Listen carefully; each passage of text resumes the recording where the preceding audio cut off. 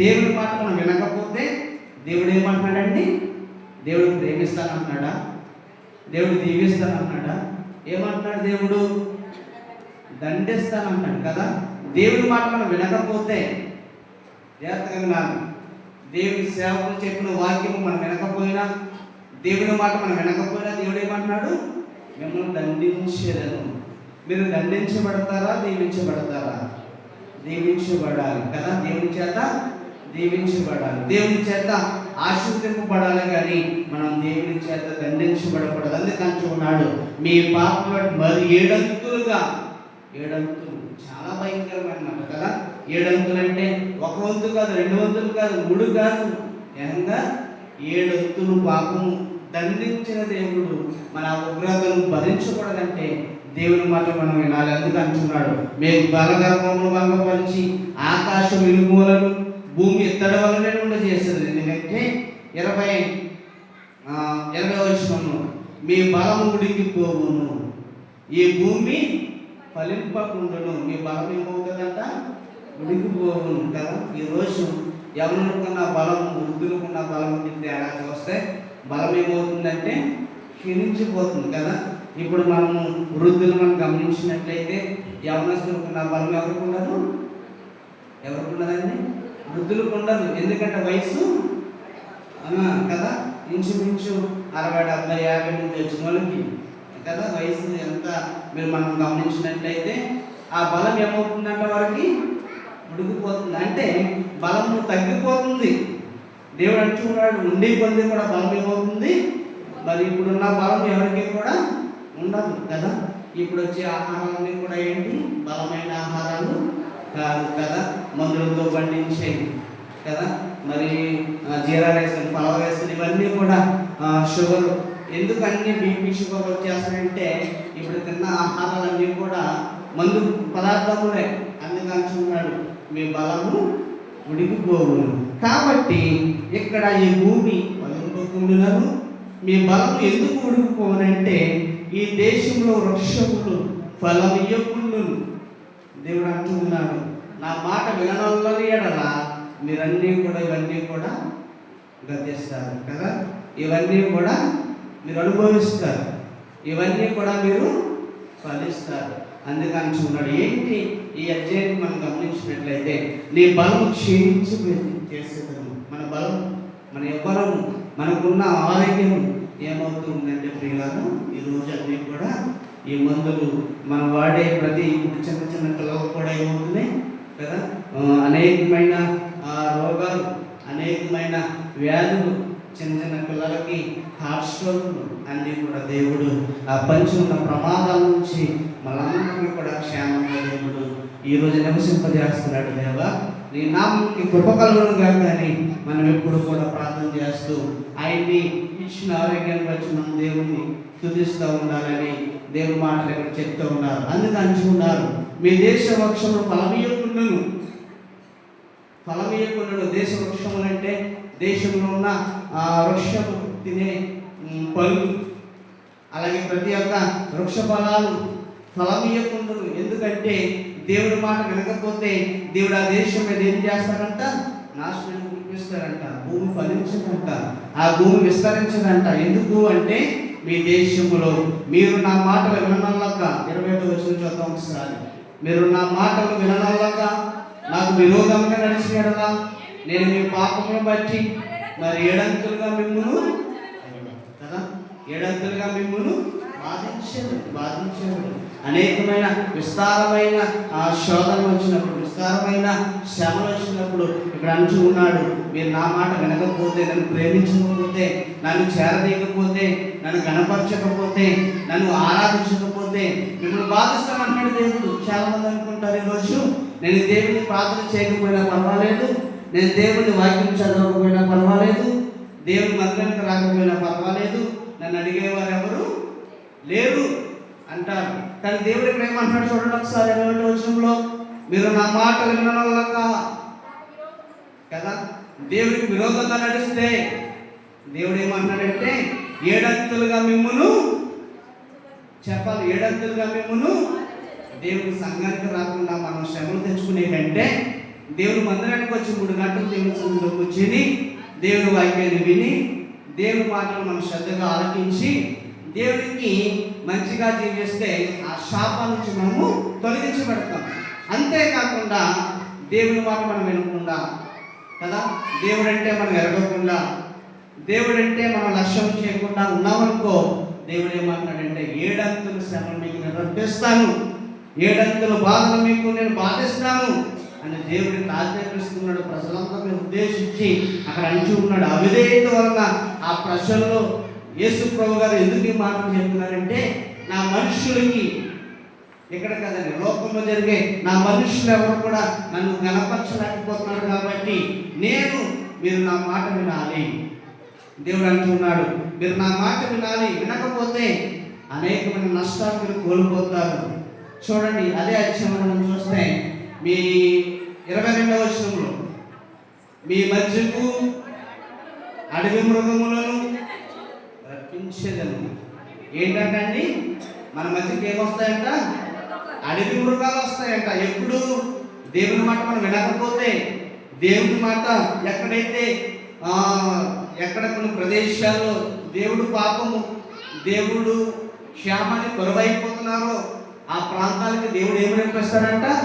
అడవి మృగాలు దేవుడు రప్పిస్తాడంట. చాలా మంది అనుకోవచ్చు, అడవి మృగాలు ఎలా వస్తాయి ఏమో, అది ఎక్కడి నుంచి వస్తాయో మనకి తెలియదు.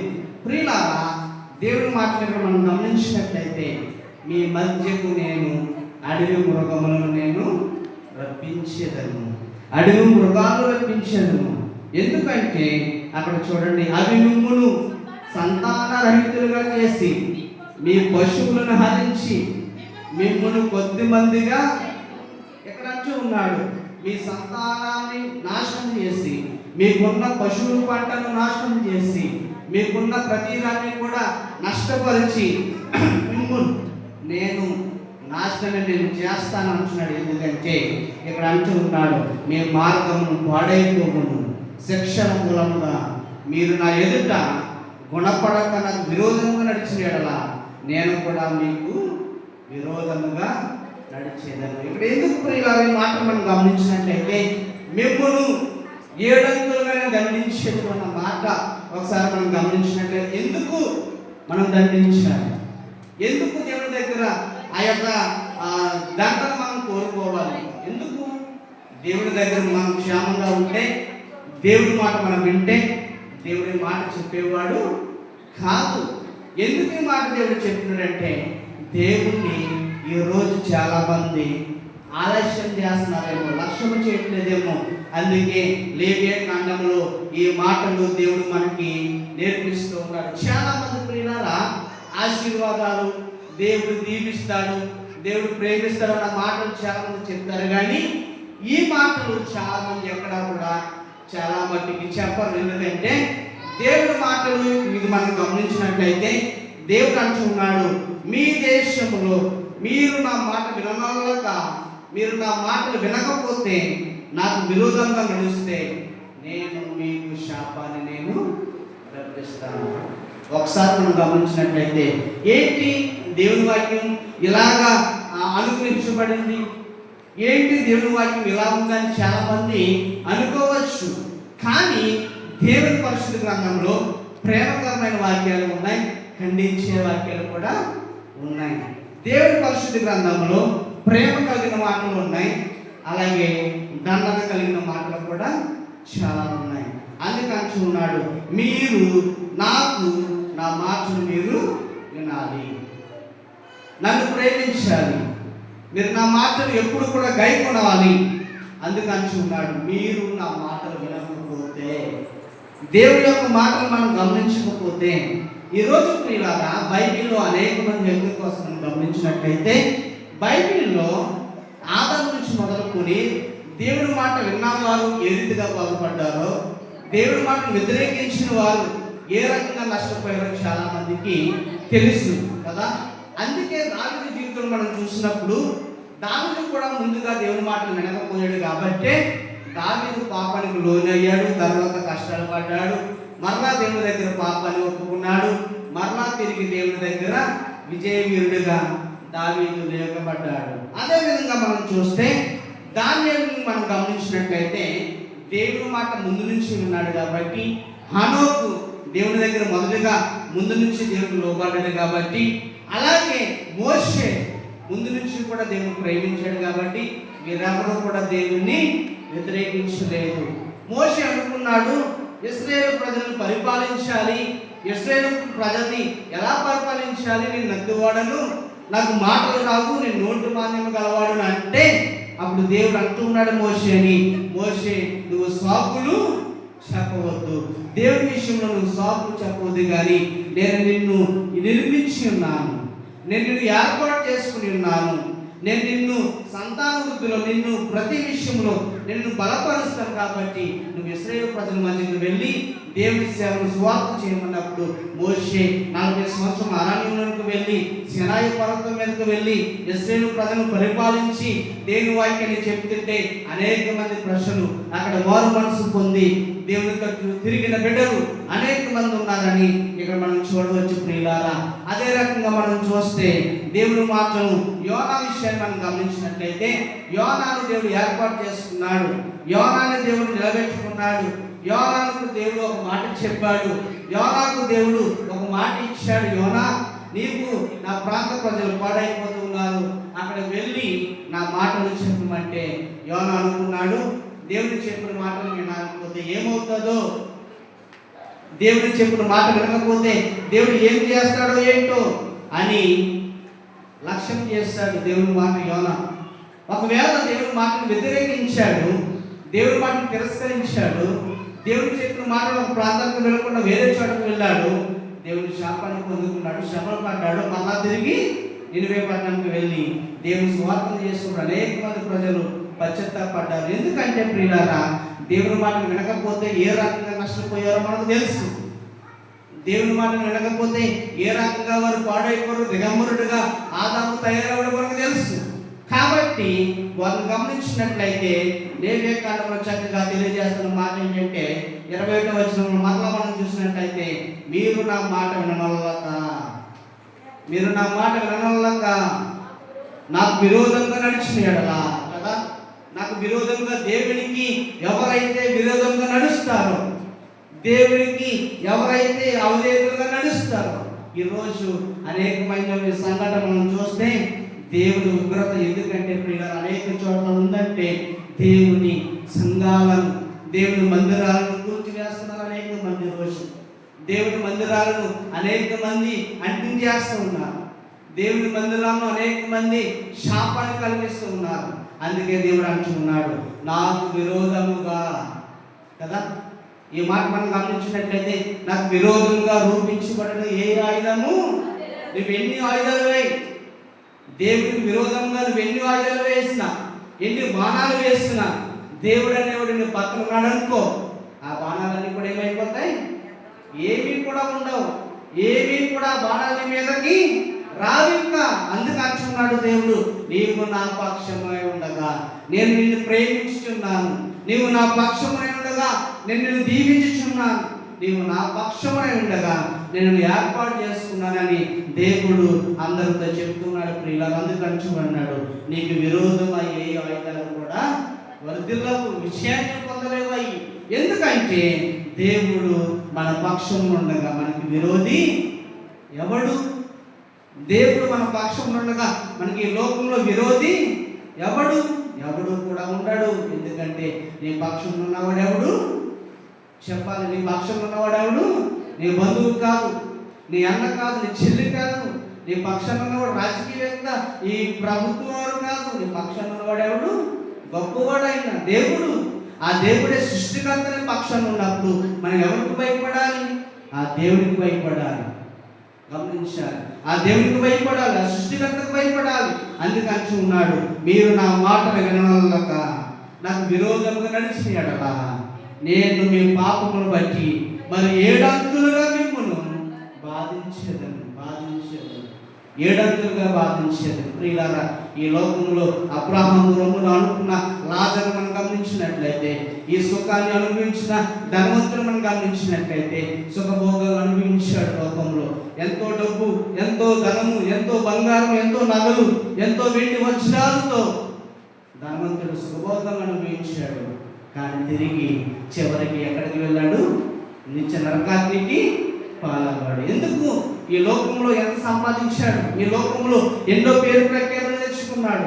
దరిద్రుడిగా ఉన్నాడు లాజరు, దరిద్రుడిగా జీవించాడు ఈ లోకంలో. మన జీవితాలు కూడా ఎలా ఉన్నాయంటే ఈరోజు పెంట గొప్పస్తుల మీద మన జీవితాన్ని దేవుడు ఈరోజు పైకి లేవనెత్తాడంటే నీవు నేను దేవుడి మీద ఎంత ఆధారపడాలి, నీవు నేను కూడా దేవుని ఎంత ప్రేమించాలి. అయ్యా, ఒకప్పుడు నా జీవితము ఈ పాటి జీవితాన్ని నేను వేసుకున్న నా బట్ట కాడ నుంచి మొదలు, నేను తింటున్న నా తిండి కాడ నుంచి మొదలు ఇవన్నీ కూడా నీవు ఇచ్చినవే కదా. అందుకంటాడు, నేనేమై ఉన్నాను నీ దయ వల్ల నేనయ్యా, నేనేమై ఉన్నాను నీ కృప వల్ల నేనయ్యా. ఎందుకంటే నేనేమైనా ప్రభువా నిన్నే ఆరాధించలేదు, నేకై ఉన్న ప్రభు నీకే అర్పిస్తాను. ఎందుకంటే ఇవన్నీ కూడా నీవు ఇచ్చినవే. అందుకే యోబు అంటాడు, నాకు సమస్తము కూడా ఎవరి వలన కలిగినవి? దేవుని వలన కలిగినవి. దేవుడు ఇచ్చాడు, దేవుడు తీసుకున్నాడు. మరలా యోబును పరీక్షించాడు దేవుడు, యోబును విశ్వాసాన్ని పరీక్షించాడు. ప్రియులారా, ఈరోజు మీకు చెప్పే మాట ఏంటంటే ఎవరు కూడా దేవునికి విరోధంగా నడుచుకోవద్దు. చెప్పవలసిన మాట ఏంటంటే ఎవరు కూడా దేవునికి విరోధంగా నడుచుకోవద్దు. దేవుని వ్యతిరేకంగా దేవుని బైబిల్ గ్రంథానికి ఈరోజు మనం గమనించినట్లయితే దేవుని పరిశుద్ధ గ్రంథాన్ని ఎంతో మంది తిడుతున్నారు. దేవుని పరిశుద్ధ గ్రంథాన్ని యేసు ప్రభుని మధ్యన పెట్టి యేసు ప్రభు వేషం వేసి అనేక మంది యేసు ప్రభుని ఒక విగ్రహార్థునిగా, యేసు ప్రభుని ఒక డ్యాన్స్ వ్యక్తిగా యేసు ప్రభుని చిత్రీకరిస్తున్నారు. కానీ దేవుని శాపాన్ని పొందుకుంటారు ప్రియులారా. ఎందుకంటే మన దేవుని పరిశుద్ధ గ్రంథాన్ని నమ్మాలి. దేవుడిని అంటాకి ఎవరు కూడా మనము సరిపోము. ఎందుకంటే మనమందరం వ్యాపారి వారు. మనమందరం కూడా మన ప్రవక్తలు మనం గమనించినట్లయితే, మన ప్రవక్తలు మన బైబిల్ గ్రంథంలో మనం గమనించినట్లయితే వారే శిష్యులైన అనేక మంది దేవుని తట్టు తిరిగిన వారు శిష్యులు, అనేక మంది దేవుని వెనకాల నడిచిన శిష్యుల్ని మనం గమనించినట్లయితే దేవుడు ఆ ప్రేమను వారు చాలా మంది కోల్పోయారు. ఈ నామమాత్రికులు దేశంలో మనం ఎంత ప్రియులారా. అందుకే అంటున్నాడు, దేవుని దగ్గర వచ్చే దండాలు కానీ, దేవుని దగ్గర వచ్చే మరి శాపాలు కానీ, దేవుని దగ్గర వచ్చే ప్రతి ఒక్క కోపాలు కానీ దండించదన్న మాట మనం గమనించినట్లయితే 700గా మనం దండించదను. ఆ మాట ఎవరికి వర్తించిందంటే దేవునికి విరోధంగా నడిచిన వారి మీద ఆ మాట వర్తిస్తాడు. దేవునికి విరోధంగా నడిచిన వారి మీద ఆ మాట వారికి ఫలిస్తుంది. అందుకే అంటున్నాడు, 700గా నాకు విరోధంగా నడుచుకోవద్దు. ఎవరు కూడా నాకెవరు కూడా విరోధంగా నడుచుకోవద్దు. మేమైనా దేవుని సేవకులైన, దేవుని శ్వాసమైనా సరే ఎవరు కూడా దేవుని సంఘానికి వ్యతిరేకంగా నడుచుకోకూడదని ఇక్కడ దేవుని వాక్యం తెలియజేస్తుంది. 24వ వచనం చూడండి ఒకసారి. 24వ వచనం, నేను కూడా చూడండి ప్రియులారా, దేవుడు ఏమంటాడు ఇక్కడ, ఒకవేళ మీరు నాకు విరోధంగా నడిస్తే నేను కూడా మీకు విరోధంగానే నడిచేదను. దేవుడు విరోధంగా నడుస్తాను అంటున్నాడు. ఎందుకు? మనం సరిగ్గా లేకపోతే కనుక. అంటే సరిగ్గా అంటే మన ప్రవర్తన కాదు, దేవునికి వ్యతిరేకంగా వెళ్తే, దేవునికి వ్యతిరేకంగా వెళ్తే ఎవరైనా సరే నాశనం అయిపోతారని ఇక్కడ దేవుని మాటలు చెప్తున్నాడు. ఇక్కడ చూడండి, నేను కూడా మీకు విరోధంగా నడిచేదను మీ పాపములను బట్టి ఇక 700గా. ప్రియులారా, ఇవి ఎవరు కూడా చెప్పిన మాటలు కాదు, కానీ దేవుడు చెప్పిన మాటలు ఇక్కడ ఏంటంటే నేను కూడా మీకు విరోధంగా నడిచేదను. ఈరోజు ప్రియులారా ఒకసారి మీరు గమనించండి, దేవుడు కనుక మనకు విరోధంగా నడిస్తే ఈ లోకంలో మనకు ఎవరైనా సహాయం చేయగలరా? ఈ లోకంలో మనకు ఎవరైనా సాయం చేయగలరా? దేవుడు కనుక ఒకసారి మీరు గమనించండి, అయ్యో నా దేవుడి మాట ఎందుకు ఈరోజు ఈ రకంగా ఉంది, నా దేవుడు ఎందుకు విరోధంగా నడుస్తాను అన్నాడు నాకు, నేను నిజంగా దేవుని వ్యతిరేకించాను కదా, నేను నిజంగా దేవుని మాటలు వింటలేదు కదా, నేను నిజంగా దేవునికి ప్రార్థన చేయడం లేదు కదా, నేను నిజంగా దేవుని వాక్యాన్ని చదవటం లేదు కదా, అందుకే దేవుడు నాకు విరోధంగా నడుస్తాడేమో. ఎందుకు నేను విరోధంగా నడుచుకోవాలి? కాబట్టి కింద వచనం మనం చూస్తే, మీ పాపం బట్టి 700గా మనం దండించాను. 25వ వచనంలో మీ మీదకి, 25వ వచనం చదవండి ఒకసారి. మీ మీదకి ఖడ్గము రప్పించదను, అది నా నిబంధన విషయమై ప్రతిదండన చెయ్యును. మీరు మీ పట్టణంలో కూడి ఉండగా మీ మధ్యకు చాలని ప్రియులారా, ముందుగా ఏం నేర్చుకున్నాం మనం? మీకు 7 అంతులుగా మిమ్మల్ని దండించేదను అన్న మాటను అక్కడ నేర్చుకుంటే, రెండవదిగా ఇక్కడ ఏముందో తెలుసా? మీ మీదకి ఖడ్గమును, చూడండి పిల్లలు, ఏమొస్తుందంట? ఖడ్గమును రప్పించేది. ఇశ్రాయేలు ప్రజలు ఒకప్పుడు వారు కూడా దేవుని మాటలు విన్నారు కాబట్టి వారు బాగుపడ్డారు. వారు కూడా వ్యతిరేకించినట్లయితే దేవుడు ఆ ప్రాంతంలో కూడా వారు ఖడ్గాన్ని రప్పించారు. కానీ వారు తెలుసుకున్నారు, బాగుపడ్డారు, వారు లోబడ్డారు. వారు ఇంకా దేవుని వ్యతిరేకించలేక, ఎందుకంటే ఒకప్పుడు వారికి చెప్పడానికి ఎవరు కూడా లేరు, పరిపాలించడానికి లేరు. కానీ దేవుడు ఏర్పాటు చేస్తున్న ప్రజలు సౌలు మరి చనిపోయాక అనుకున్నాడు, మోషే తర్వాత సౌలు జీవితం అయిపోయిందేమో, ఇశ్రాయేలు ప్రజలను పరిపాలించకపోతే 40 సంవత్సరాలు పరిపాలించాడు మోషే, తర్వాత ఎవరు వస్తారనుకుంటే సౌలు వచ్చాడు. సౌలు జీవితం అయిపోయింది, ఎవరు వస్తారు? సౌలు మరి టైం అయిపోయింది, ఇశ్రాయేలు ప్రజలకు పరిచయం చేసేది ఎవరు, వాళ్ళు పరిపాలించేది ఎవరు అని ప్రజలు అనుకుంటూ ఉంటే, దేవుడు ఎవరిని ఏర్పాటు చేసుకుంటా తెలుసా అండి? దేవుడు దావీదుని ఏర్పాటు చేసుకున్నాడు. దావీదు అనుకున్నాడు, అయ్యో నా సమయం అయిపోతుంది, నేను కూడా మరణిస్తూ ఉన్నాను, నేను నా తర్వాత ఎవరు చేయాలి సేవ అని దావీదు అనుకుంటే, తర్వాత దేవుడు సొలొమోనుని ఎన్నుకున్నాడు. సొలొమోను మంచి జ్ఞానం కలిగిన వాడు కాబట్టి, సొలొమోను గొప్ప విద్యావంతుడు కాబట్టి, సొలొమోనుకి దేవుడు మంచి జ్ఞానాన్ని దయచేశాడు కాబట్టి సొలొమోనుని ఏర్పాటు చేస్తున్నాడు. అలా తరతరాల నుంచి మొదలుకొని దేవుడి యొక్క ఆత్మ ఇక్కడ చెప్తూ ఉంది, అది నా నిబంధన విషయంలో ప్రతిదండన చేయను. మీరు మీ పట్టణంలో కూడి ఉండగా మీ మధ్యకు తెగులు రప్పించేదను. అనేకమైన తెగుళ్ళు కదా. ఒకప్పుడు ఇశ్రాయేలు ప్రజల్లో వారు మంచినీరు తాగడానికి మంచినీరు ఉండేవి కాదు. అవన్నీ కూడా నీరంతా కూడా ఎలా మారిపోయేది? రక్తం కింద మారిపోయేది కదా. వారి ఇంట్లోకి కప్పలు, తేలు, అనేకమైన మిడతలు, నిద్ర ఉండేది కాదు ఇంకా ఒకప్పుడు ప్రజలకి. ఇప్పుడు మీరు గమనించండి, మనకి రాత్రికాల సమయంలో కరెంటు పోయిందనుకోండి, ఏగలు కానీ పురుగులు కానీ వచ్చినాయనుకో, మనం పడుకోగలమా? కదా, పడుకోలేము. ఆ లైట్లన్నీ ఆపేస్తాము. లేకపోతే ఆ లైట్ల దగ్గర ఏదో ఆయిల్ పెట్టి ఆ కాగితాలు కడతారు కదా. ఒకప్పుడు ఇశ్రాయేలు ప్రజలు మనం గమనించినట్లయితే దేవుడు తెగులు అరణ్యములో వారికి ఎలాగా ప్రజలకు దేవుడు రప్పించాడో తెలుసా? అనేకమైన శ్రమలు వచ్చినాయి ఒకప్పుడు వారికి. వారు తాగడానికి మంచినీళ్ళు ఉండేవి కాదు. ఆ మంచినీళ్ళన్నీ కూడా ఎలా మారిపోయి రక్తం కింద మారిపోయి, అలాగే వారి ఇంట్లోకి కప్పలు, తేలు, అనేకమైన మిడతలు, అసలు నిద్ర ఉండేది కాదు అక్కడ ప్రజలకి. కానీ దేవుడు ఈ రోజు మనకి ఏ వాతావరణం ఇచ్చాడు? చల్లని వాతావరణం ఇచ్చాడు కదా. మంచి దేవుడు చక్కని వాతావరణం దేవుడు మనకు అనుగ్రహించాడు. ఇవన్నీ కూడా దేవుడు మనకి ఇచ్చినవే. దేవుడి కృప ఈ అందరి మీద ఎందుకు ఉంచబడుతుందంటే ప్రియులారా, ఇక్కడ అంటూ ఉన్నాడు 26వ వచనంలో చూడండి ఒకసారి, మీరు శత్రువుల చేతికి అప్పగించబడలేరు, నేను మీ ఆహారమును అనగా మీ ప్రాణాధారమును తీసివేసిన తర్వాత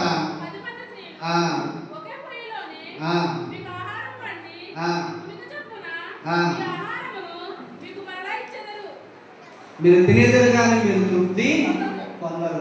తృప్తి పొందమంట. ఈ మాట మనం గమనించినట్లయితే, మీరు ఎంత ఆహారాన్ని వండుకోండి, అనేక మంది ఎన్ని రుచిగల పదార్థాలను వండుకోండి, కానీ మీకు తృప్తి అనేది ఉండదంట. ఎందుకంటే ప్రియులారా, ఒకప్పుడు దేవుని మాటను వినాలన్నప్పుడు అక్కడ అరణ్యములు ప్రజలందరూ కూడా చాలా మంది శ్రమలు పడ్డారు, అనేక మంది నష్టపోయారు, అనేక మంది బాధలు పడ్డారు కదా. మనకి ఇప్పుడు జోయన వచ్చింది కదండి, ఈ 2 నెలలు కూడా మనకి బాధలే. ఏ బాధలండి? వర్షాకాలం పర్వాలేదు కదా, వరదల బాధలు. ఇశ్రాయేలు ప్రజలకి ఏంటో తెగులు బాధలు. ఒకప్పుడు వారు తిని ఆహారం లేనప్పుడు, వారు తాగడానికి నీరు కూడా ఉండేది కదా. రక్తం కింద మారే నీరు, తేలు, కప్పలు, అనేకమైన ఆహారాలు తింటే మనకి ఇప్పుడు ఏ బాధలు వస్తాయి? మనకి జూలై ఆగస్టుకి వస్తాయి వరదల బాధలు కదా. ప్రియులారా, ఇంకా వరదలు వచ్చి మనకి వెళ్ళిపోతున్నాయి. చక్కని అధికారులు, ప్రభుత్వ అధికారులు పట్టించుకుంటున్నారు కదా. అవన్నీ కూడా చక్కని ఏర్పాట్లు చేస్తున్నారు. ఆహారం లేకపోతే ప్రభుత్వ అధికారులు మంచి ఆహారం ఇస్తారు మనకు వరదలు వచ్చినప్పుడు. కానీ ఒకప్పుడు ఇశ్రాయేలు ప్రజలకి ఏం ఆహారము ఉండేది కాదు, ఏ నీరు కూడా ఉండేది కాదు. ఇప్పుడు అన్నీ కూడా ఏదైనా లేదనుకోండి, ఎవరైనా విలేకరులు వచ్చారనుకోండి, మీరేం చెప్తున్నారు? మమ్మల్ని ఎవరు కూడా పట్టించుకోవట్లేదని, మాకు ఏమీ కూడా సాయం చేయట్లేదని చెప్తున్నారు. ఇప్పుడు ఒకప్పుడు అలా చెప్పేవారు లేరు. వారు ఎక్కడ చెప్పాలి? ఆ దేవునికే చెప్పాలి. అప్పుడు దేవుడు శాపాన్ని శ్రేణి ప్రజలకి చెప్పినప్పుడు ప్రియులారా, ఈ రోజుల్లో మనం చూస్తే చక్కని వర్షాకాలంలో వరదలు వచ్చిన అనేక మంది పట్టించుకుంటున్నారు. దేవుడు అధికారులను పట్టించుకుంటున్నాడు. మనం ఎవరి కోసం మనం ఏం చేయాలి? అధికారుల కోసము మంచిగా ప్రార్థన చేయాలి కదా ప్రియులారా. ఇంకా దేవుడు మంచి సదుపాయాలు మనకి ఇవ్వాలని, ఇంకా దేవుడు మన మండలంలో మన గ్రామాన్ని దేవుడు దీవించాలని ఎప్పుడు కూడా మనము ప్రార్థన చేయాలని నచ్చి ఉన్నాడు దేవుడు ప్రియులారా. లేవియకాండంలో 25వ అధ్యాయంలో ఇక్కడ భూమి ఫలించినప్పుడు మీరు నా మాటలు వింటే దీవించబడ్డారని నేర్చుకున్నాం. 26వ వచనంలో వెళ్తే మీరు నా మాట వినకపోతే మిమ్మల్ని శాపాన్ని రప్పిస్తానన్నాడు దేవుడు. మీరు నా మాట వినకపోతే 7 తెలుగును బాధించదని అన్నాడు. మీరు నా మాటను వినకపోతే అనేకమైన ఖడ్గాన్ని తెగులను రప్పిస్తానంటున్నాడు. ఈరోజు మనకి తెగులు కావాలా, దేవుని దీవెనలు కావాలనేది ఎవరిలో ఉందో తెలుసా? మనలోనే ఉంది ప్రియులారా. అందుకే ఈరోజు నేను దేవునికి విరోధంగా నడవను, దేవునికి విరోధంగానే నడవను. ఎందుకంటే దేవునికి విరోధంగా నడిస్తే దేవుడు అనేకమైన శాపాలను కలిగిస్తాడని ఇక్కడ లేవియకాండాన్ని గురించి మనం నేర్చుకున్నాం ప్రియులారా. అందుకని ఉన్నాడు. చూడండి ఒకసారి కీర్తన గ్రంథం ఒకసారి మనం చూసినట్లయితే 52వ అధ్యాయంలో చదువుకున్న భాగంలో 8వ వచనంలో ఒక మాట ఉంటుంది. ఎలా ఉండాలి అంటే మనం అందరం కూడా దేవుని మధ్య, నేనైతే దేవుని మందిరములో పచ్చని ఒలీవ చెట్టు వలె ఉన్నాను, నిత్యము దేవుని కృపయందు నమ్మకించు. ప్రియులారా చూడండి, మనం ఎలా ఉండాలి అందరిలాగా అంటే ప్రియులారా, నేనైతే దేవుని మందిరంలో పచ్చని ఒలీవ చెట్టు వలె ఉండాలి అని దావీదు అంటున్నాడు. మనమందరము కూడా ఒలీవ చెట్టుల వలె ఉండాలి అంటే, పచ్చగా ఉండాలి అంటే దేవుని మాటలు మనము వినాలి, దేవుని వాక్యాన్ని ధ్యానించాలి, దేవునికి వ్యతిరేకంగా నడవకూడదని ఈరోజు చక్కగా నేర్చుకున్నాం. 35వ కీర్తన కూడా ఒక మాట అంటే ఇక్కడ దేవుడు అంటూ ఉన్నాడు. 35వ కీర్తన 1వ వచనంలో, యెహోవా నాతో వ్యాజ్యమాడు వారితో వ్యాజ్యమాడును, నాతో పోరాడు వారితో. చూడండి, చాలా మందికి కష్టాలు వచ్చినప్పుడు, చాలా మందికి శ్రమలు వచ్చినప్పుడు సాక్ష్యాలు మనం చెప్తాం కదా. ఈ కీర్తన చదువుకోండి, మీరు కుటుంబంలో ఈ కీర్తన చదువుకుని ప్రార్థన చేసుకోండి. ఏమంటే ఈ కీర్తన దేవుని భద్రత కొరకు ఏర్పాటు చేయబడింది. ఈ కీర్తన దేవుని భద్రత కొరకు రాయబడింది. అక్కడ అంటూ ఉన్నాడు దావీదు ఏమని? యెహోవా నాతో వ్యాజ్యమాడు వారితో వ్యాజ్యమాడును, నాతో పోరాడు వారితో పోరాడును, కేడమును డాలను పట్టుకుని నా సహాయమునకు లేచి నిలువును. ఈ కీర్తన చదువుకుంటే మనకి ఒక ధైర్యం వస్తుంది. ఈ కీర్తన చదువుకుంటే ఒక ధైర్య సహాస్యాన్ని మనం పొందుకోవచ్చు. ఎందుకంటే అయ్యా ఈ మాటలు నాకు చక్కగా నేర్పించావు కదా, కాబట్టి ఎందుకు ఈ మాటలు నాకు నేర్పించావంటే నాతో వ్యాజ్యమాడును. ఎలా నేర్చుకున్నాను కదా, నాకు విరోధంగా నడిచిన వారి మీద నేను 7 అంతులుగా దండించేదను. యెహోవా పక్షమున ఉండగా నా పక్షమున నాకు విరోధి ఎవడు? యెహోవా మన పక్షమున మన విరోధి ఎవడు కూడా ఉండడు.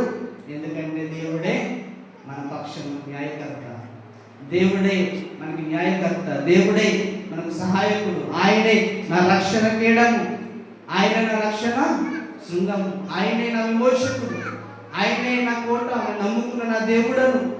నన్ను ఆయన తప్పించుచున్నాడు కాబట్టి నేను ఆయనను ప్రేమించుచున్నాను, ఆయన విడిపించున్నాడు కాబట్టి నేను ఆయన ఆశ్రయించుచున్నాను అనే కీర్తన మనం నేర్చుకుంటే ప్రియులారా, దేవుడు ఈ రోజు ఆశ్రయంగా నన్ను కూడా ఎక్కించడానికి దేవుడు సిద్ధంగా ఉన్నాడు. లేవియకాండంలో నేర్చుకున్న భాగం ఈ రోజు నా మాట వినకపోతే 7 అంతుల బాధలకు రప్పించిన నా దేవుడు. ఈరోజు దేవుని మాటలు మనం అందరం కూడా శ్రద్ధగా విన్నామని నేను అనుకుంటూ ఉన్నాను. దేవుని మాటలు ప్రతి దేవుడు చక్కగా వింటే మనం దీవించబడతాం కదా. అందుకే ఉన్నది, మీరు నా మాట వినకపోతే నాకు విరోధం నడిచిన ఆ మాట మనం చదువుకున్న ఒకసారి ముగించుకున్నాం. చూడండి ఒకసారి లేవియకాండం 26వ అధ్యాయం 21వ వచనం. మీరు నా మాట వినలేక నాకు విరోధం నడిచినాడు, పాపం బట్టి 7 అంతులుగా బాధించేదను. కాబట్టి ప్రియులారా, ఆ బాధించిన మాటలను గమనించినట్లయితే మీ మధ్యకు 22వ వచనంలో మీ మధ్యకు అడవి మృగములను ఓకే, రెండవది 25వ వచనంలో మీ మీదకి ఖడ్గమును రప్పించేది. అడవి మృగములు ఖడ్గమును మీ మధ్యకు తెగులు రప్పించేది. ఎప్పుడో తెలుసా? ఎప్పుడంటే దేవుని మాట మనము వినకపోతే కనుక మీ మధ్యకి ఏమొస్తాయంట? తెగులు వస్తాయంట. దేవుని మాట వినకపోతే మీ మీదకి ఖడ్గాన్ని రప్పిస్తానన్నాడు దేవుడు. ఇంకో మాట ఏంటంటే, దేవుని మాటకి వ్యతిరేకించిన, దేవుడి సంఘానికి వ్యతిరేకించిన, దేవుని మాట మనం వినకపోయినా మీ మార్గములన్నీ కూడా పాడైపోవును. కింద వచ్చిన చూడండి ఒకసారి, 23వ వచనం, మీ మార్గములను పాడైపోవును. మార్గములన్నీ కూడా ఏమవుతాయంట? పాడైపోవు. ఒకసారి చూడండి వచనం, 23వ వచనం, మీ మార్గములు పాడైపోవును, శిక్షాపూర్వకముగా మీరు నా ఎదుట కొనపడక నాకు విరోధంగా నడిచిన ఎడల నేను కూడా మీకు విరోధంగా. ఎవరు నడుస్తానంటారు? మనకు విరోధంగా దేవుడు. నాకు విరోధంగా నడిస్తే నేను కూడా మీకు ఎలా నడుస్తాను అంటున్నాడు? విరోధంగా నడుస్తాను. ఒకవేళ నన్ను మీరు ప్రేమిస్తే నేను కూడా మిమ్మల్ని ప్రేమిస్తాను. మీరు నన్ను చేరదీస్తే నేను కూడా మిమ్మల్ని చేరదీస్తాను. అందుకంటున్నాడు, నన్ను ప్రేమించేవారు నేను ఆస్తికర్తలుగా చేయను. దేవుడు అంటున్నాడు, నన్ను ఎవరైతే ప్రేమిస్తారో వారు నేను ఆస్తికర్తలుగా చేస్తాను. దేవుడు ఈరోజు ఎంతమంది ఆస్తికర్తలు అవ్వాలనుకుంటున్నారో అందరూ కూడా దేవుణ్ణి ప్రేమించండి. నాకు ఇంకా సమయం 10 నిమిషాలు ఉంది. అందరూ కూడా లేచి నిలబడి ఆరాధన చేసుకున్నాను. అందరూ కూడా లేచి నిలబడి విన్న వాక్యాన్ని బట్టి పశ్చాత్తాపం కలిగి దేవుని మాటలు విన్న వాక్యాన్ని మన హృదయంలో ఫలించాలని దేవుని మాటలు మనం విన్న తర్వాత పశ్చాత్తాపం కలిగి 2 నిమిషాలు దేవుని సన్నిధిలో ప్రార్థించారు. అందరూ కూడా నిలబడండి. వచ్చిన వారు నోరు విప్పి, అయ్యా ఈరోజు విన్న వాక్యాన్ని మా హృదయంలో ఫలించాలని మేము నమ్ముతున్నాం. ఈరోజు విన్న వాక్యాన్ని దేవుని మాట వినకపోతే ఏ కష్టాలు వస్తాయో మనం నేర్చుకున్నాం. దేవుని మాట వినకపోతే అడవి మృగములను దేవుడు రప్పిస్తానన్నాడు, ఖడ్గాన్ని రప్పిస్తానన్నాడు. కానీ మా ప్రాంతానికి కానీ, మా లోకానికి కానీ, మా రాష్ట్రానికి కానీ అలాంటి పరిస్థితులు రానివ్వదు ప్రభువా. ఎందుకంటే మేము మీ క్షేమాన్ని, మా క్షేమాన్ని కోరిన దేవుడు అయ్యా, మా మనసు లేని దేవుడు నాయన.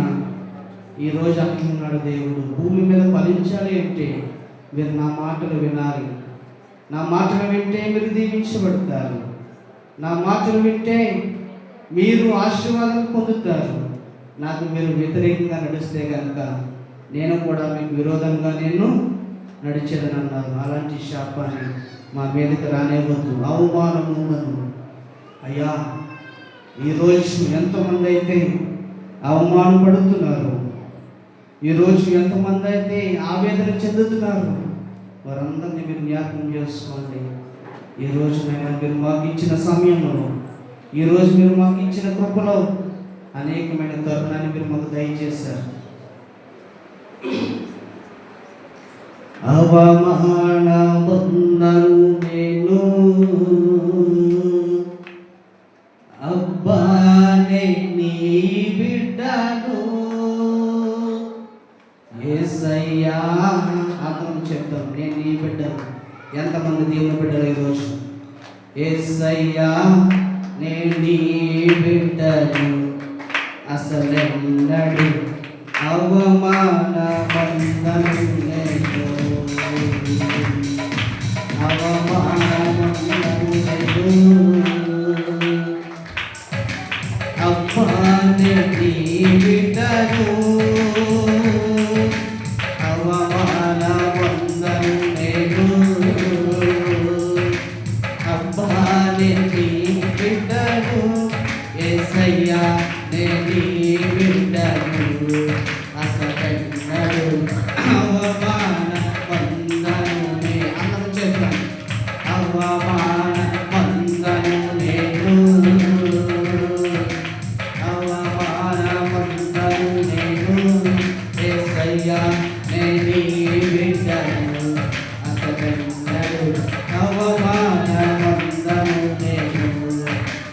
యేసయ్యా నేని బిడ్డను అసలెన్నడు అవమాన పొందను. అందరం చేద్దాం.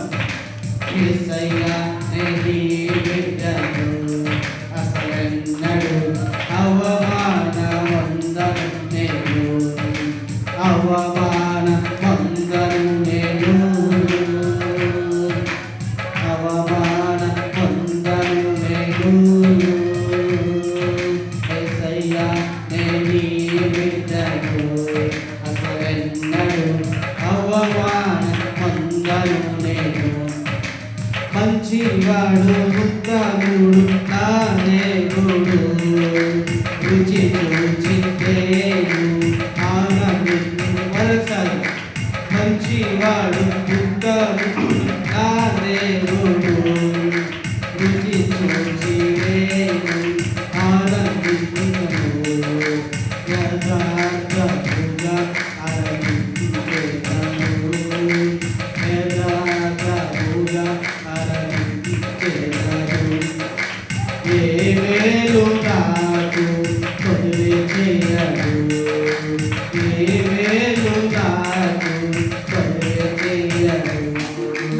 అవమాన పొందను నేను, అవమాన అందరం అవమాన పొందను నేను. యేసయ్యా నీ బిడ్డను అవమాన పొందను నేను అసలెన్నడు అవమాన పొందను నేను. యేసయ్య మంచివాడు, మంచివాడు ఉత్తముడు నా దేవుడు, రుచి చూచి నేను ఆనందించు. మరొకసారి, మంచివాడు ఉత్తముడు నా దేవుడు, రుచి చూచి నేను ఆనందించును. యథార్థముగా ఆరాధించెదను, యథార్థముగా ఆరాధించెదను. ఏ మేలు నాకు కొదివి చేయడు, ఏ మేలు నాకు కొదివి చేయడు. అవమాన పొందను నేను, ఒలుపాలి. అవమాన పొందను నేను. యేసయ్యా నేని బిడ్డను అసలెన్నడు అవమాన పొందను నేను. కన్నులు నీతిమంతులు చూచుచున్నవి, నీ చెవులు నా మొర్రలకు ఒగియున్నవి. కన్నులు నీతిమంతులు చూచుచున్నవి, నీ కన్నులు నా కన్నులకు వినుచున్నవి. యథార్థముగా ఆరాధించెదను, యథార్థముగా ఆరాధించెదను. ఏ మేలు నాకు కొదివి చేయడు, ఏ మేలు నాకు కొదివి చేయడు. అవమాన పొందను నేను. యేసయ్యా నేని బిడ్డను అసలెన్నడు అవమాన పొందను నేను. యేసయ్యా నేని బిడ్డను అసలెన్నడు అవమాన పొందను నేను. యేసయ్యా నేని బిడ్డను అసలెన్నడు అవమాన పొందను. యేసయ్యా, యేసయ్యా నేని బిడ్డ. యేసయ్యా నేని అవమాన పొందుతున్నవారు, ఈరోజు ఒంటరిగా ఉన్నవారు, అయ్యా నా పక్షాన ఉండండి. యేసయ్యా నేని బిడ్డను అసలెన్నడు అవమానం. యేసయ్యా, యేసయ్యా నేని బిడ్డను అసలెన్నడు అవమాన పొందను నేను. యేసయ్యా నేని బిడ్డను అసలెన్నడు అవమాన పొందను నేను. యేసయ్యా నేని బిడ్డను అసలెన్నడు అవమాన పొందను నేను. యేసయ్యా నేని బిడ్డ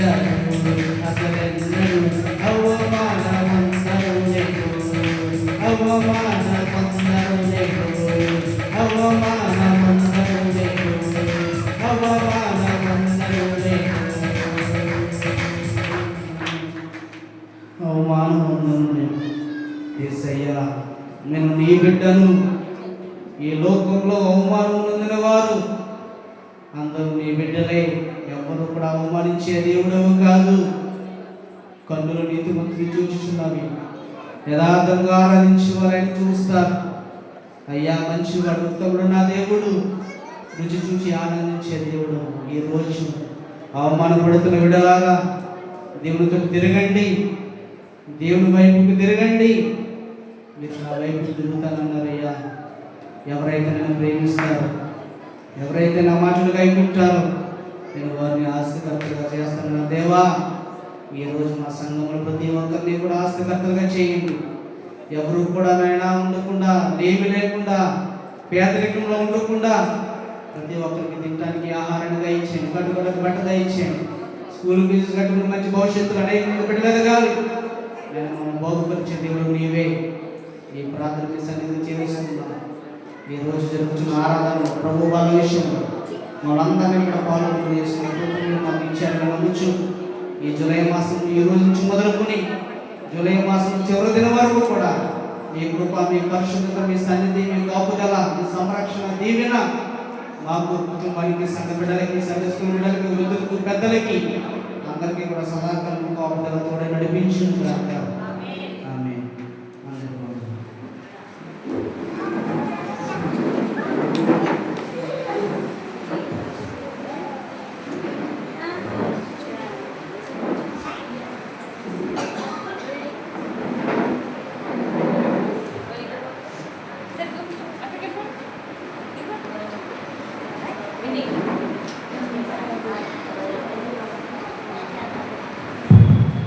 ప్రభునందు ప్రియమైన దేవుని బిడ్డలారా, భూపతికి అంత వందనాలు. దేవుడు కృపను బట్టి మరి ఈరోజు అప్పుడే జూలై నెల మొదటి ఆదివారము. 7వ నెలలో మనల్ని దేవుడు నడిపిస్తూ ఉన్నాడు. అలాగే రోజులు గడిచిపోతున్నాయి, సంవత్సరాలు గడిచిపోతున్నాయి, అన్నీ మామూలుగానే అయిపోతున్నాయి. అదే బిడ్డలారా, మనకేం లేదండి, మారు మనసు లేదండి మనకి. చూడండి, ఈరోజు మన పరిస్థితి వాక్యం చూసుకుంటే చాలా జాగ్రత్తగా ఉండండి. సామెతల గ్రంథము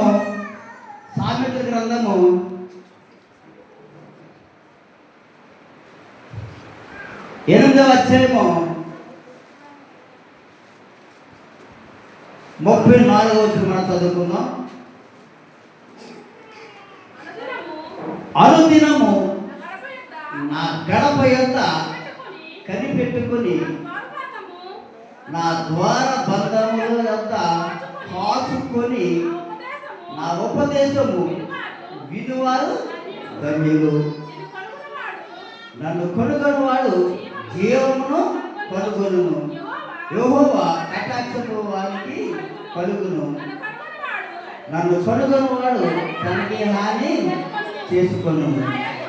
నా యందు రహస్యపడు వారందరూ మరణమును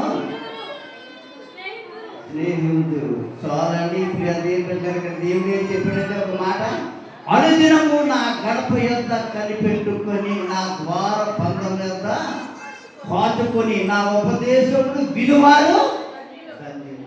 కదండి, ధన్యులు అంటే ఈ 3 మనం చెయ్యాలి. ఏం చేయాలండి? మనం ఎక్కడ ఉండాలి?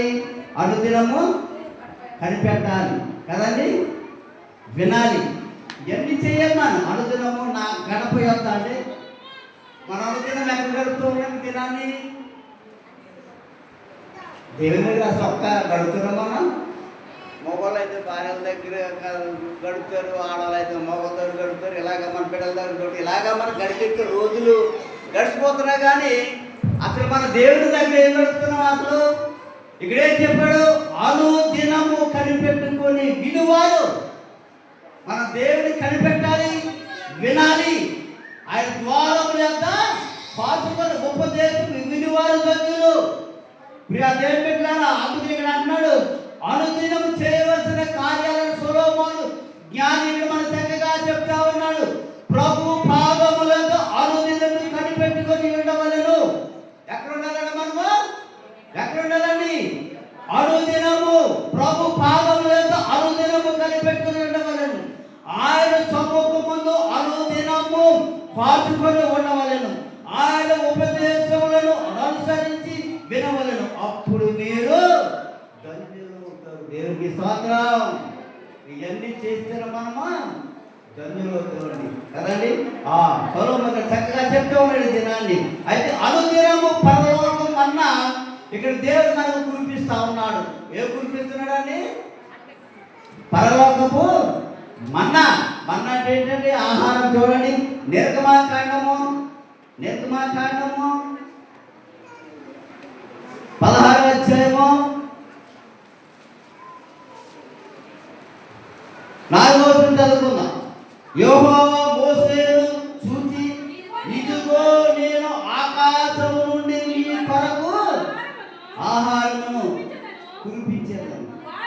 వారు నా ధర్మశాస్త్రము అనుసరించి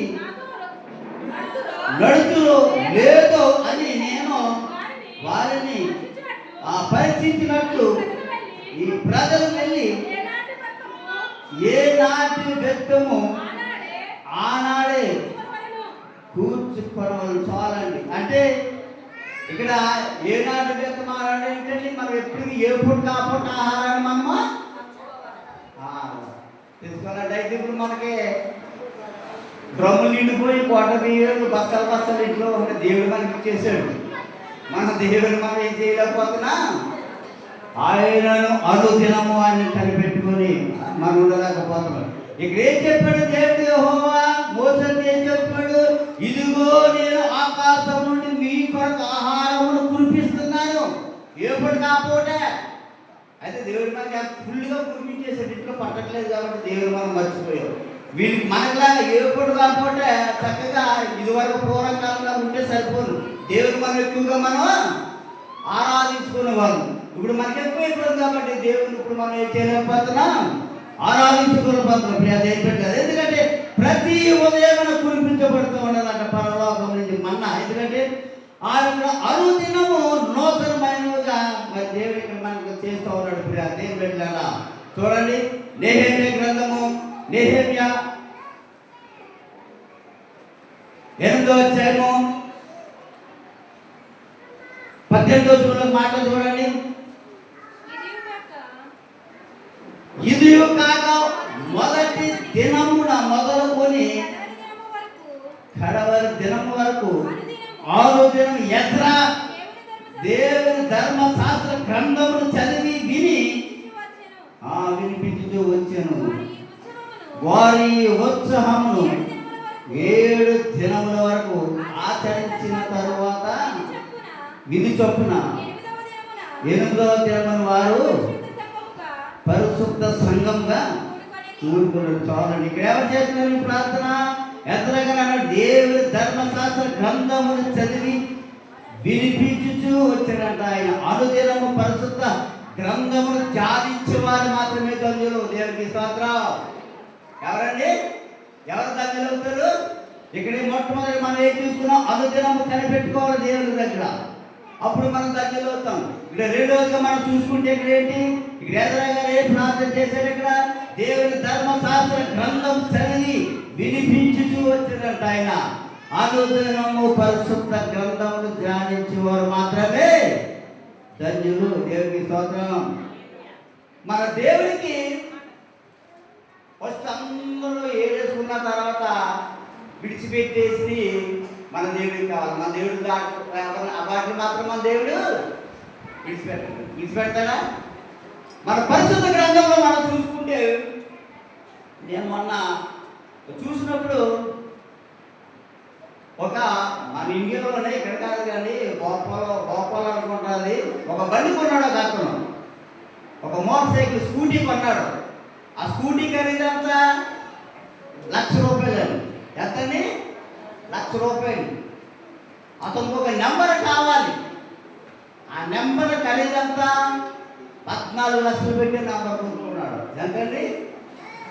స్కూటీ అంత 1,00,000, ఆ నెంబర్ అంతా 14 లక్షల. నెంబర్ ఎందుకంటే 3 సున్నాలు, ఆ చివర ఒకటి వచ్చింది. ఆ నెంబరు 14 లక్షలు.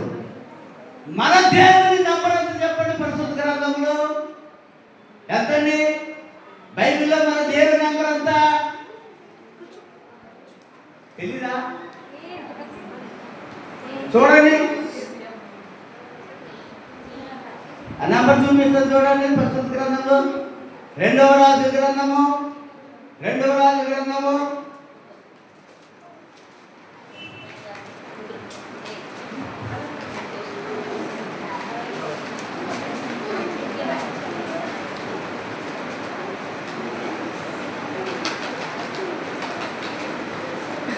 5వ అధ్యాయము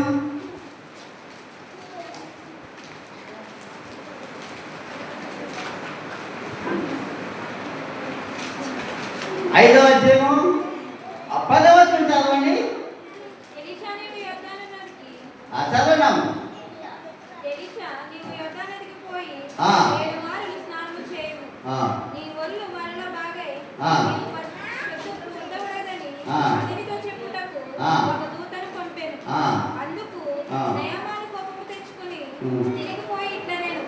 అతడు నా ఎదుకు వచ్చి నిలిచి తన దేవుడైన యెహోవా నామమును బట్టి తన చేయి రోగముగా ఉన్న స్థలము మీద ఆడించి కుష్ఠరోగమును మాత్రమని నేను అనుకొంటిని. చాలండి. ఏం చెప్పాడండి?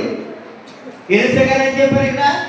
నీవు యోర్దాను నదికి పోయి 7 మార్లు స్నానము చేయము, నీ ఒళ్ళు మరలా పోగే. నీవు మన బైబిల్లో నెంబర్ ఇప్పుడు 7 అంటే 7 అనేది చాలా మంది ఉపయోగిస్తారండి. ఇప్పుడు చాలా మంది ఒక కొబ్బరికాయ దింపు చేస్తూ ఉంటారు. 7 అనే అంకి వాళ్ళు నోటం రాదు. ఏమంటారండి? లెక్క పెట్టిన తర్వాత 6 నుండి 8. 7 అనే సంఖ్య ఎందుకు రాదు వాళ్ళు నోటంగా? అసలు దేవుడికి మన సంఖ్య అందరూ పడేసింది. దేవుడు ఏర్పరిచాడు ఈ సంఖ్యని. దేవుడికి స్తోత్రం. అందరూ విడిచిపెట్టేసింది మన దేవుడిని విడిచిపెట్టాడు. అందరూ అసలుకున్నదే మన దేవుడికి కావాల్సింది. ప్రియ దేవుడు అందుకని అంటా ఉన్నాడు దినాన్ని. దేవుడు ఏం చెప్పాడండి? 7 మారులు కదండి. ఎవరైనా 7 మార్లు స్నానం చేస్తే నీవు యాత్రలకు 7 మార్లు స్నానం చేయము, నీ ఒళ్ళు మనలా 7 అని సంఖ్య. చూడండి సమూయేలు గ్రంథము 2వ సమూయేలు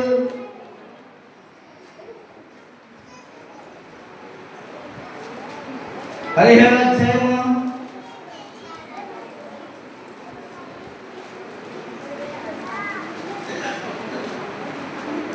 15వ అధ్యాయం చూడండి.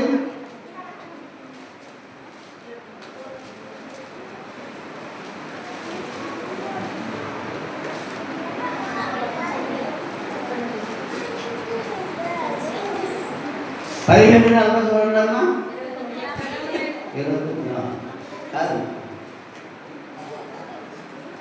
అక్కడ దేవుడు దావీదు గారికి ఒక మాట చెప్పాడు. ఏం చెప్పాడండి?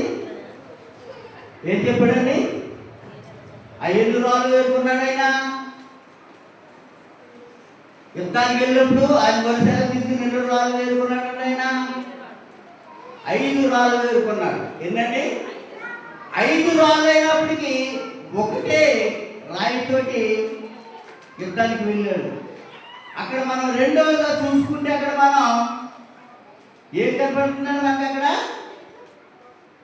దేవుని సంఖ్య 5 కూడా పరిశుద్ధమైన సంఖ్య. ఎంతండి? దేవుని సంఖ్య ఎంత? పరిశుద్ధమైన సంఖ్య 5.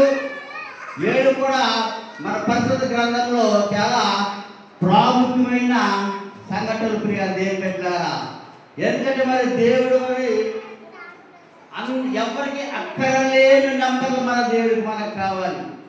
చూసారండి, ఇప్పుడు ఒక బండి నెంబర్ కావాలంటే 14 లక్షలు పెట్టుకున్నాడు ఆ నెంబర్. మన బైబిల్లో ఉన్న నంబర్ను ఎవరైనా పెట్టుకుంటున్నారా? అంత డబ్బు ఇచ్చారని ఎప్పుడైనా కొంటారా? చేస్తారా? చేయరు కదండి. ప్రియ దేవుని బిడ్డలారా, ఎందుకంటే మరి దేవుడు ఈ దినాన్ని మనతోటి ఏమంటున్నాడంటే మరి చక్కగా ఉన్నాడండి. దేవుడు మనకి చక్కటి నంబర్లు మనకి దేవుడు కలిగించిన పరిశుద్ధ గ్రంథంలో 7 సార్లు మొదలుమన్నాడు. కుష్ఠరోగి శుద్ధుడయ్యాడు. అలాగే దావీదు గారు 5 రాళ్ళు వేరుకున్నాడు. ఒక రాయితోటే యుద్ధాన్ని జయించగలిగిన ప్రియ దేవుని బిడ్డలారా, అందుకు మనం అనుదినము మనం ఏం చేయాలంట? ప్రార్థించిన వారమైగా ఉండాలంట. మనం ఎలా ఉండాలండి? అనుదినం ఎలా ఉండాలి? మనం ప్రార్థించే వారుగా ఉండాలి. చూడండి జాగ్రత్త కీర్తన గ్రంథము 88 చూడండి. కీర్తన గ్రంథము 88.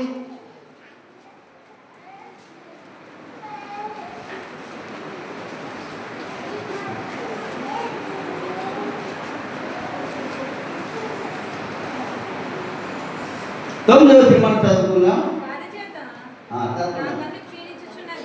చూడ బాధ చేత నా కన్ను క్షీణించుచున్నది. యెహోవా ప్రతిదినము నేను నీకు మొర్రపెట్టుచున్నాను. నీ వైపు నా చేతులు చాలని. దేవునికి స్తోత్రం.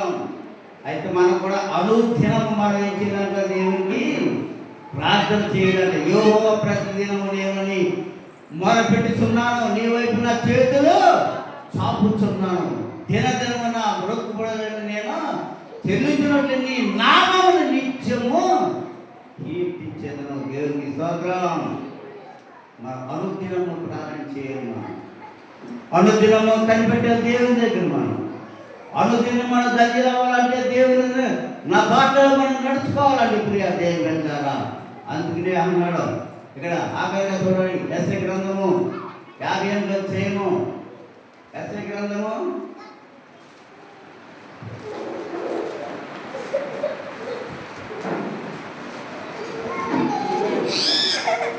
58 అధ్యాయము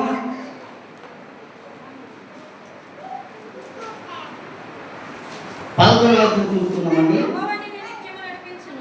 యెహోవా నిన్ను నిత్యము నడిపించును. క్షేమకాలమును ఆయన నిన్ను తృప్తిపరచి నీ ఎముకలకు బలపరచును. దేవునికి స్తోత్రం. ఏం చెప్పాడండి ఇక్కడ? మనం ఏం చేశారు? నిత్యము దేవుడు మనల్ని నిన్ను నిత్యము నడిపిస్తూ ఉన్నాడు మనల్ని అందరినీ దినాన్ని. అంటే క్షేమకాలమును అంటే క్షేమకాలం అంటే ఏంటండి? ఈ భయంకరమైన యుద్ధాలు భయంకరమైన దినాల్లో కూడా ఆయన మనల్ని ఏం చేస్తూ ఉన్నాడంట? తృప్తిపరుస్తూ ఉన్నాడు. దేవునికి స్తోత్రం. ఈ రోజుల్లో చాలా రోజులు కూడా దేవుడు మనం ఏం చేస్తూ ఉన్నాడు? ఏం చేస్తున్నాడండి? ఆయన తృప్తిపరుస్తూ ఉన్నాడు. అందుకని యెహోవా మనల్ని నిత్యము నడిపిస్తూ ఉన్నాడు. ఆయన నిత్యము మనల్ని నడిపిస్తున్నాడు. కాబట్టి మనం నిత్యము దేవుని సన్నిధిలో మనము నడుచుకోవాలి. నిత్యము దేవుని దగ్గర మోకలేసి మనము మరి ప్రార్థించుకోవాలి. దేవుని అప్పుడు మనం అనుదినము దేవుని దగ్గర కనిపెట్టుకోవాలి. వారు మాత్రమే జనులని దినాన్ని దేవుని వాక్యము మనకి మరి ఈరోజు చూస్తున్నాం. కాబట్టి అనుదినము దేవుని మనం ప్రతిదీ కూడా మనం ఏం చేయాలని ధ్యానిద్దాం దేవుని. చూడండి ఈరోజు మన వాళ్ళ ఆరాధన కార్యక్రమంలో ఎంతమంది అయితే బిడ్డలు మరి పాలు పొందుకోవడానికి సిద్ధంగా ఉన్నారు. బిడ్డలందరూ మరి మనస్పూర్వకంగా దేవుణ్ణి హృదయంలో ఆరాధించుకుంటూ మరి లేచినట్లయితే ఇక కార్యక్రమంలో మనం వెళ్దామని దయచేసి అందరూ